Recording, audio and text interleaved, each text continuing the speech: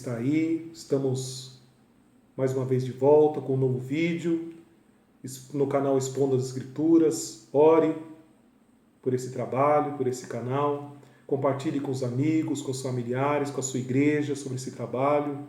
Não se esqueça de se inscrever no canal e de clicar no sininho para receber as atualizações, né? Para que sempre que um novo vídeo for gravado, você possa receber uma notificação. Amém? Nessa aula de hoje, nós estudaremos o capítulo 4, versículo 1 de Mateus, a tentação de Jesus Cristo. Então, como já é de costume, pegue um caderno ou uma folha, uma caneta e escreva aí. Eu vou passar algumas observações antes de nós entrarmos propriamente dito na palavra de Deus. Vou passar algumas observações. A primeira observação sobre a tentação de Cristo, sobre a tentação que nos envolve, a mim e a você. A primeira observação: a vida cristã, ela não é um mar de rosas. Eu não sei o que te ensinaram, eu não sei o que te passaram, eu não sei qual a igreja que você pertence, quem é o seu pastor, mas hoje em dia está muito em voga pregar-se um evangelho fácil, o evangelho da prosperidade, o evangelho das rosas, né? Que eu sou crente, sou cristão, sou filho de Deus, tudo tem que dar certo na minha vida. Mas isso não é a verdade.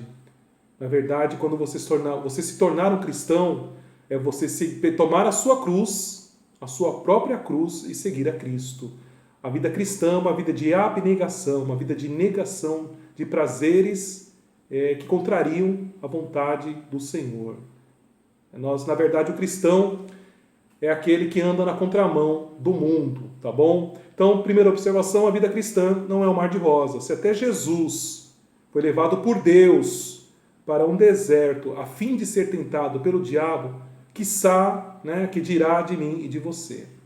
Então, Jesus aqui, nós estamos no capítulo 4, Jesus aqui acabara, né, no capítulo 3, Jesus acabara de ser batizado, os céus se abriram, veio uma voz, né, a voz de Deus falou: "Este é meu filho amado em quem eu me comprazo, em quem tenho a minha alegria", mas nem por isso ele foi poupado da tentação de ser tentado. E eu e você também não seremos poupados de sermos tentados pelo diabo e provados por Deus, né?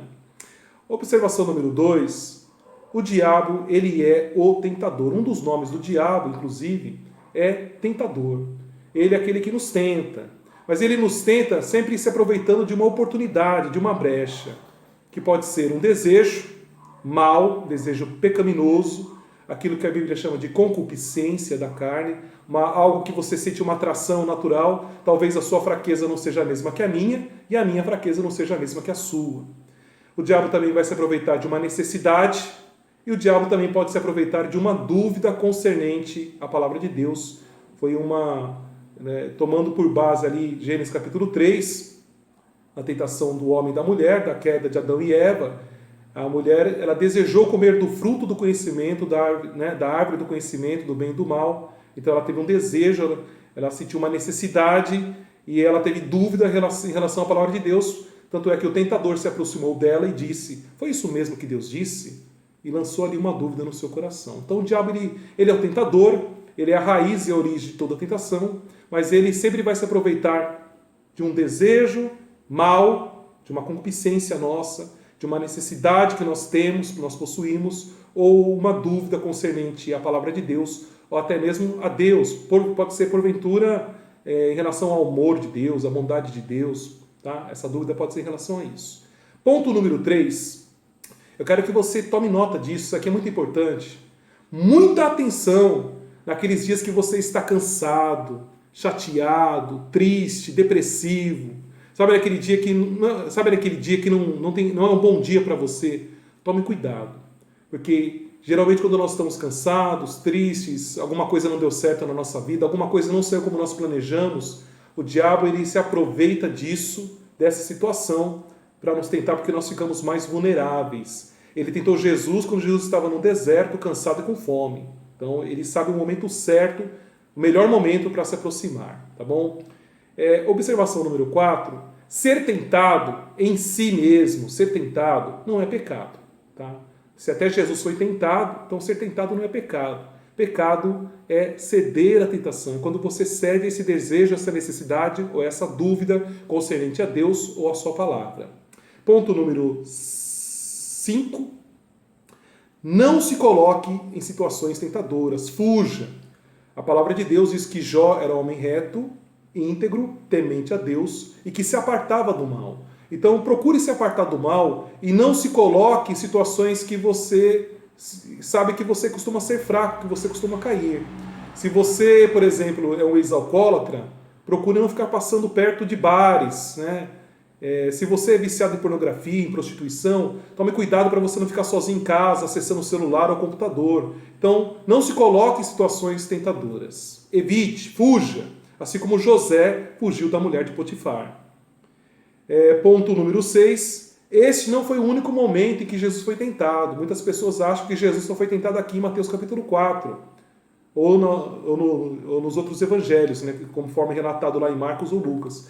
Na verdade, Jesus foi tentado do começo ao fim. A Bíblia diz que em tudo Jesus foi tentado, mas em nada ele pecou. Tá bom? Até no momento que ele estava lá na cruz, pendurado na cruz, falaram, se tu és o Cristo, desce daí e salva a ti mesmo. Isso foi uma tentação também, para ele não concluir, não consumar o seu ato redentor de salvação. Tá bom? Ponto número 7. Jesus usou, venceu o diabo, o tentador, usando armas espirituais. A palavra do Senhor diz que as nossas armas, elas são poderosas de Deus, elas são espirituais. Jesus venceu o diabo usando o jejum, usando a palavra, que a palavra ela tanto serve para você, a palavra de Deus, ela tanto serve para você se defender, quanto você atacar. E ele também, com toda certeza, a Bíblia não fala isso claramente, mas com toda certeza Jesus também estava orando nesse tempo que ele permaneceu lá no deserto, tá bom? E, oitava observação, Jesus venceu o diabo num deserto, cheio de privações, com fome, cansado, estressado. E quanto Adão e Eva, eles cederam ao diabo, eles pecaram, morando, vivendo no paraíso. Tá bom? Dito, feitas essas observações, passemos à palavra do Senhor, Mateus capítulo 4, versículo 1, a tentação de Cristo. Então, foi conduzido Jesus pelo Espírito ao deserto para ser tentado pelo diabo. Então Jesus ele foi conduzido, ele foi dirigido pelo Espírito. Todas as vezes que você vira a palavra Espírito com E maiúsculo na Bíblia, não é o Espírito do homem, é o Espírito Santo de Deus, tá bom? Então ele foi levado pelo próprio Deus para o deserto. E há muitos momentos na minha vida e na sua que Deus nos levará para o deserto a fim de que nós aprendamos alguma lição, alguma coisa que Ele quer nos ensinar, tá bom? Para ser tentado pelo diabo. Tá vendo que o diabo é o pai, ele é a origem da tentação, ele é o tentador? Versículo 2. E tendo jejuado 40 dias e 40 noites, depois teve fome. Nós não sabemos como foi esse jejum, a Bíblia não especifica, não declara, não trata de maneira minuciosa como foi esse jejum de Jesus. Se ele foi um jejum apenas de comida, se ele jejuou líquido, se ele jejuou apenas de dia e à noite comeu, a Bíblia não fala, mas o fato é, aonde a palavra de Deus não tem voz, nós não devemos dar ouvidos, tá bom? Mas o fato é que Jesus jejuou 40 dias e 40 noites e depois teve fome. Lógico, Jesus, ele era homem. Jesus, apesar de era 100% Deus, mas ele também era 100% homem. Tá bom? Então ele teve fome. E chegando-se a ele, o tentador, o diabo, disse. Então o diabo ele sempre vai se aproveitar de uma necessidade, de uma dúvida, de uma fraqueza, de uma concupiscência. E aquilo que eu disse no início, tome muito cuidado naqueles dias que você está cansado, estressado, triste, abatido, porque ele gosta de se aproveitar de momentos como esses. Tá bom? E chegando-se a ele, o tentador disse: se tu és o Filho de Deus, manda que essas pedras se tornem em pães. Então o diabo ele vai usar aqui a sua principal arma, que é a dúvida. Lá no Jardim do Éden, o diabo disse para Eva: foi isso mesmo que Deus disse? E aqui ele está usando a dúvida, ele não está afirmando que Jesus é o Filho de Deus. Ele está querendo trazer uma dúvida ao coração de Jesus. Se tu és o Filho de Deus, Então faça com que essas pedras, que dizem os estudiosos, os teólogos, que aquelas pedras do deserto elas tinham um formato parecido com o pão que o judeu comia, se alimentava. Tá bom? Essa primeira tentação de Jesus foi na área física, foi a fim de querer satisfazer uma necessidade do corpo de Jesus, que no caso era alimentação. Então anote aí que essa primeira tentação de Jesus foi na área física, a satisfação de uma necessidade, no caso aqui, a fome. Ele, porém, respondendo, disse, outra coisa, antes que eu me esqueça, que é importante salientar aqui, que o diabo, ele é muito astuto, né? Então nunca subestime o poder, a inteligência, não vou dizer sabedoria, mas a inteligência do diabo. E Jesus vai responder com a palavra. Ele, porém, respondendo, disse, está escrito. Jesus vai recorrer à palavra. Não só de pão viverá o homem, vai citar Deuteronômio capítulo 8, mas de toda a palavra que sai da boca de Deus. E glória a Deus por isso. Jesus está dizendo assim, citando Deuteronômio 8, o corpo precisa do alimento físico, mas a alma, o espírito do homem necessita da palavra que sai da boca de Deus. Ele se alimenta da palavra que sai da boca de Deus. Não só de pão viverá o homem, mas de toda a palavra que sai da boca de Deus. Porque naquele momento, não era, como ele estava jejuando, não era o momento dele ceder e comer e quebrar ali o seu propósito, obedecendo assim, caindo numa cilada do diabo. Então Jesus respondeu e venceu com a palavra.